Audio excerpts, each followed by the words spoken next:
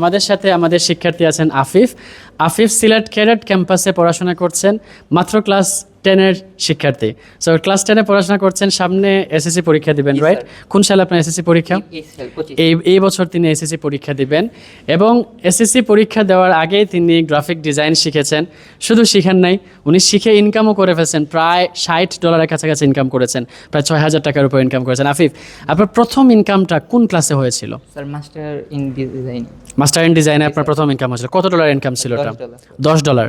কি প্রজেক্ট থেকে আপনি এই টাকাটা ইনকাম করেছিলেন? Book cover sir. Book cover design কোন মার্কেট প্লেস? Sir freelancer.com। freelancer.com-এ কন্টেস্ট উইন করেছিলেন?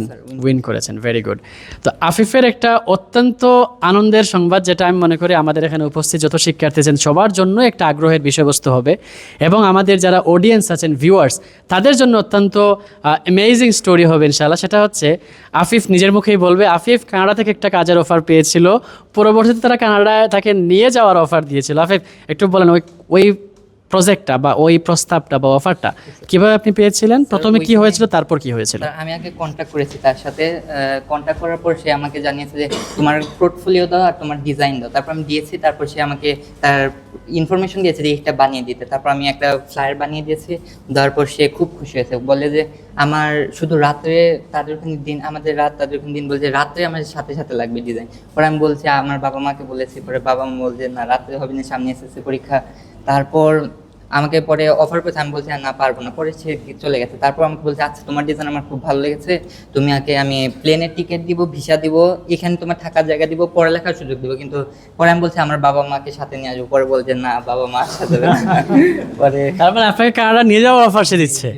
বাহ, মাশাআল্লাহ। সো আশা করা যায় এখান থেকে আফিফের স্টোরি থেকে আপনারা সবাই হাইলি মোটিভেটেড হবেন যে স্কিল যদি থাকে তাহলে আপনি দেশে থেকে তো আপনি কাজ করতে পারবেন, পাশাপাশি বিদেশ যাওয়ারও সুযোগ হয়তো আপনার চলে আসতে পারে, যেটা without any cost, free of কস্টে আপনি যাইতে পারবেন।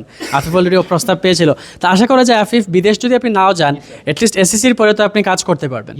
পরীক্ষার পরে তো আর কাজ করতে কোনো সমস্যা নেই, রাত্রেও কাজ করতে পারবেন, দিনেও করতে পারবেন। পরীক্ষার পরে একেবারে করতে স্যার, একেবারে রাত্রে জেগে করব স্যার।